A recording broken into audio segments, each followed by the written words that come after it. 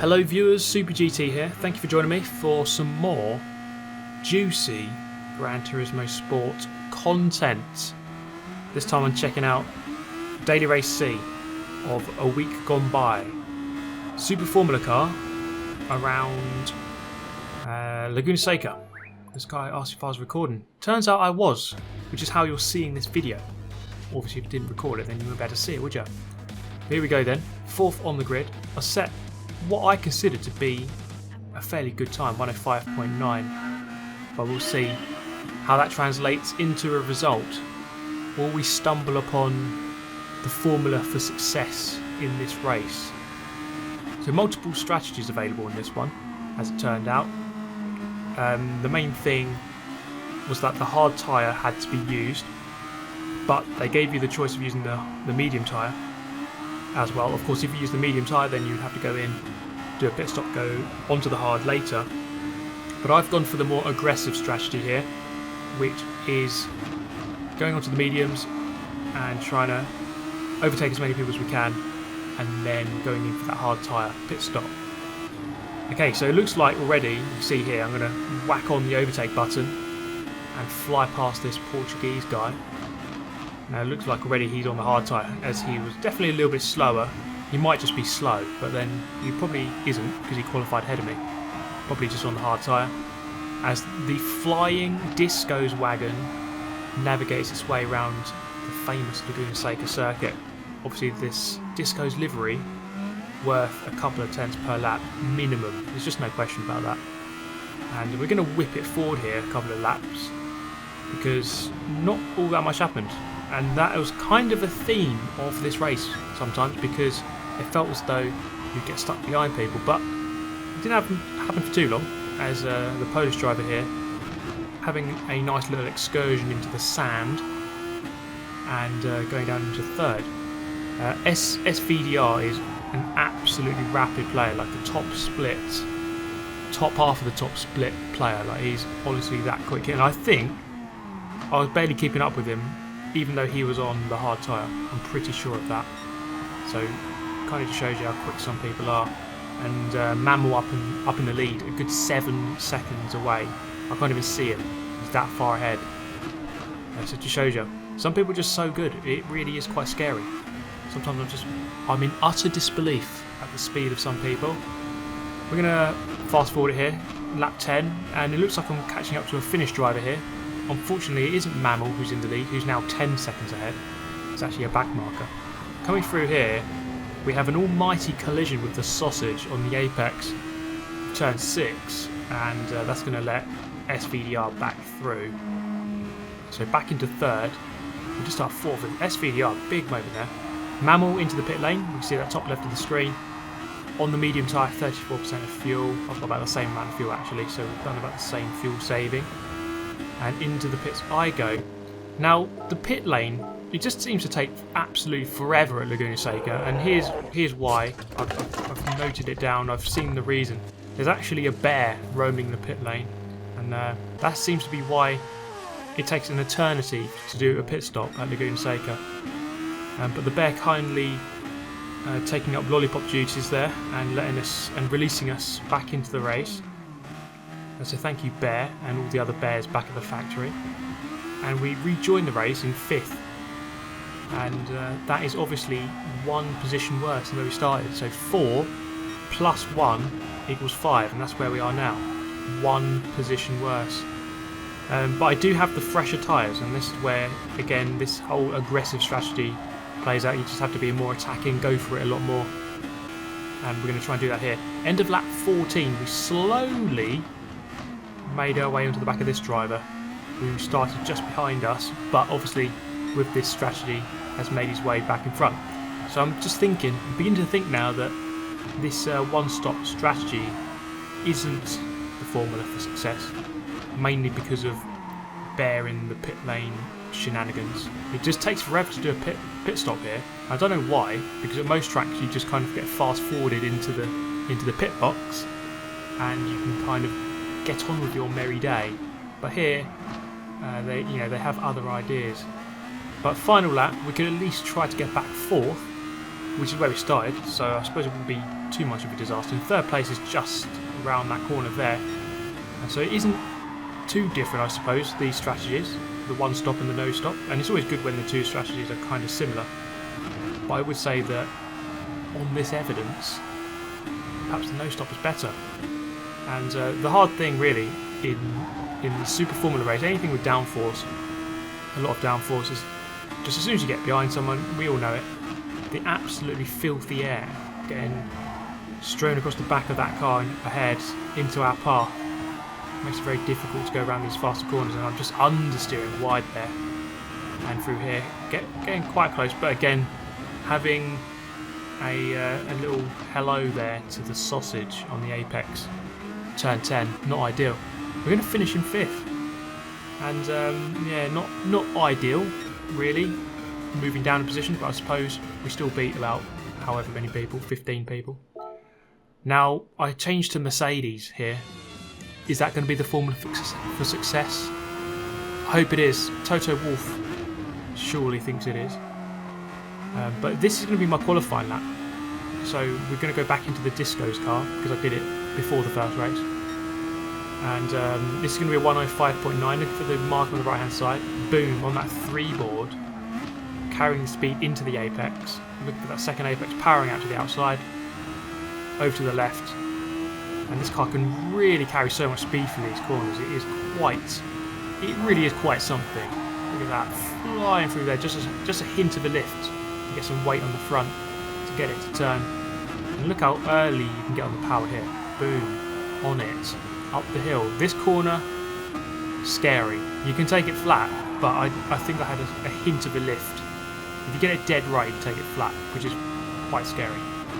Over the crest into the corkscrew, carrying a lot of speed. There's so much time to be gained there. Almost beyond the track limits, but just within it. Downhill left. Oh my god, it feels good when you get that one right. And this one, when you hook it up. Oh baby, final corner then. We've hooked up a lap. It's our 23rd lap of this session. We've been going a good near half an hour. As we come up to the finish line, there it is, 105.9. Jolly good stuff, if I may say so myself. And we explode our way into the next race, back with the Mercedes livery. And we're going to go with the hard tyre this time. You can see that, bottom left-ish of the screen. And go for the no-stop strategy. See if this can pay off for us as we head down into turn 1. Actually turn 2. It's actually officially turn 2. Get it right, Super GT. And then now this is turn 3. There we go.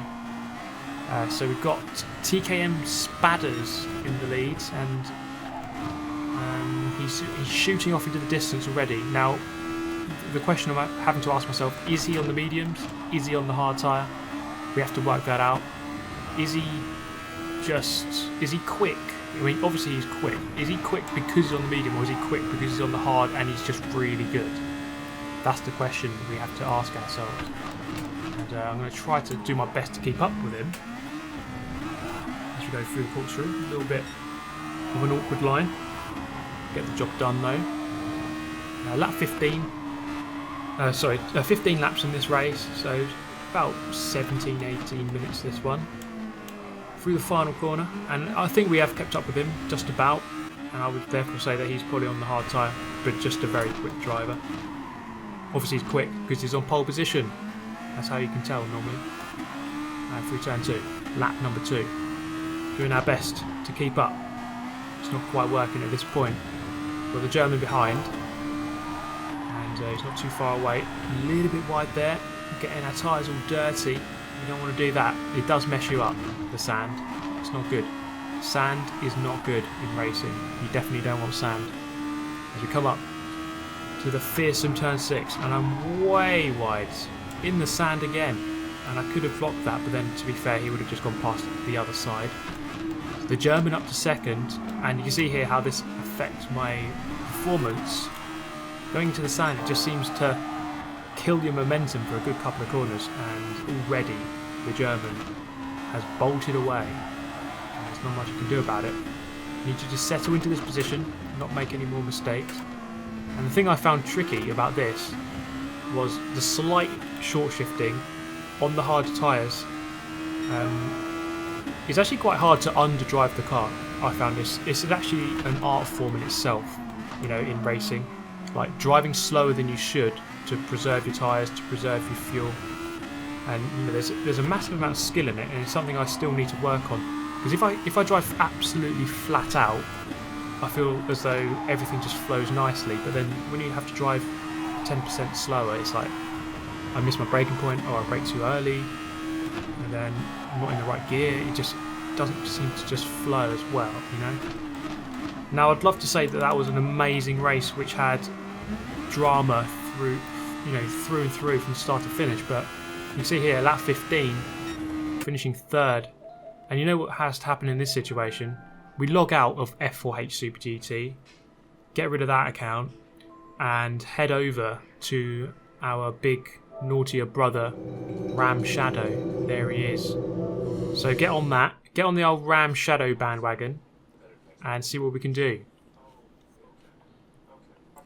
Now you might hear a lot of background noise, because sometimes I forget to turn off my microphone from on the Elgato, so it just picks up my, like, you can hear the clickiness of me changing gears and stuff, and listening to the Elon Musk Joe Rogan Experience podcast. But there we go. Starting 20th, I told everyone to prepare themselves, and this Frenchman here, you can see, he certainly prepared himself. He surrendered instantly, and he didn't want to be part of the Ram Shadow experience, so he just pulled over, let me go. Okay, if everyone would do that, then I'll be in the lead before you know it, and we've won the race. Just shows you, just strike a bit of fear into your opponents, and you know, they just move out of the way for you. Job done. Although this German doesn't seem to want to move. Actually, he's gone so slow it didn't matter. There we go, up into 18th. Now, if we can just gain 2 positions every lap, then job's a good one, you know. Oh, some carnage up ahead. This is going to be a horrible corner to just sweep around the outside. Oh my god, I didn't know what he was doing there. And I'll recover and go up into 70, across the top of the hill, and then down the corkscrew. Oh my goodness, look at this big group up ahead.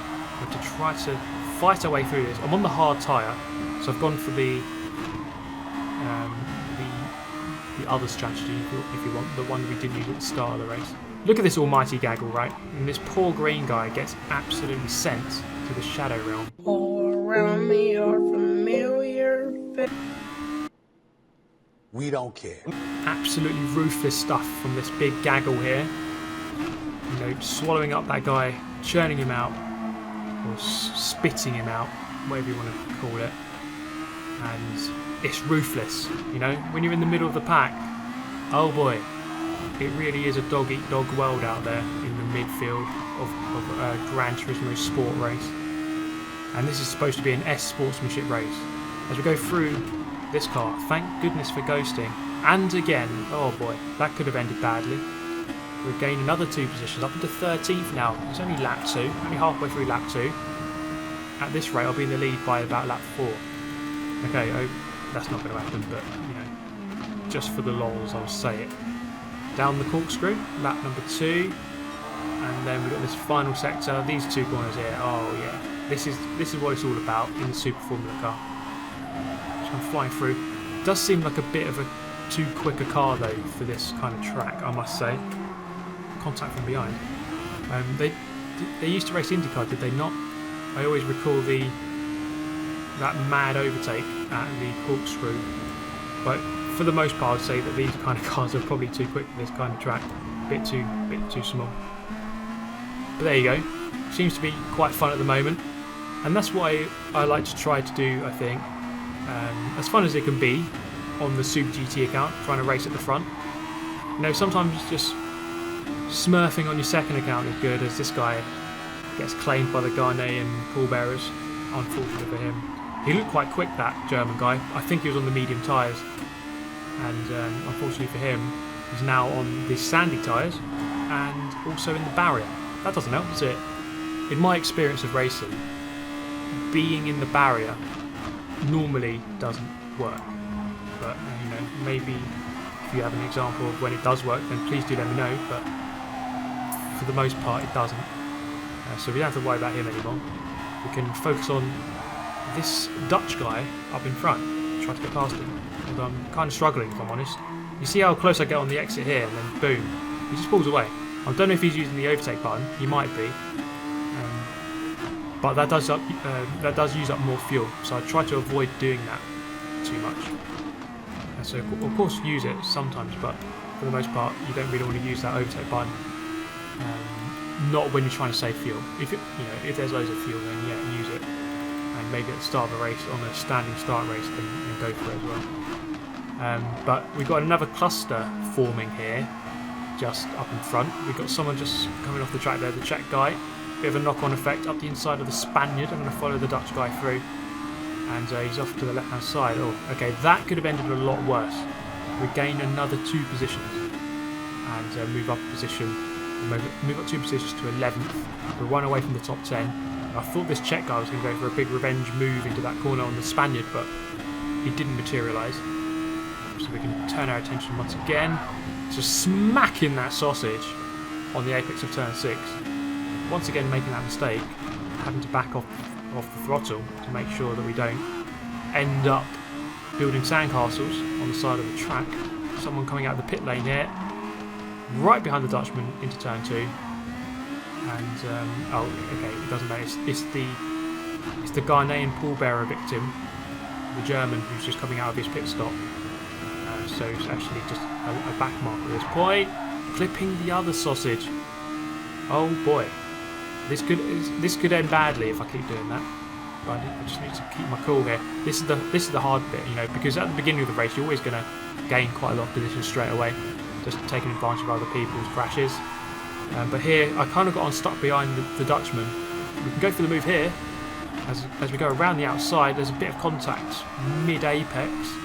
But moving over to the radar, it looks like, there we go. We don't care. Polyphony just letting us know that they don't care about that penalty, as he gets awarded a 2-second. And yeah, the penalty system at the moment, it's a weird one, isn't it? It seems to be like 2 people make contact and the one who gets hit gets the penalty. Like, yeah, explain that. I don't know. I really don't know.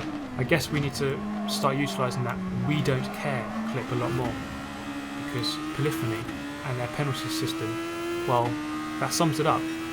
They don't care, As we come down towards turn 2, lap 12, looking for a big lunge. I do love this livery, like a classic F1 livery on a modern race car. It looks very, very nice.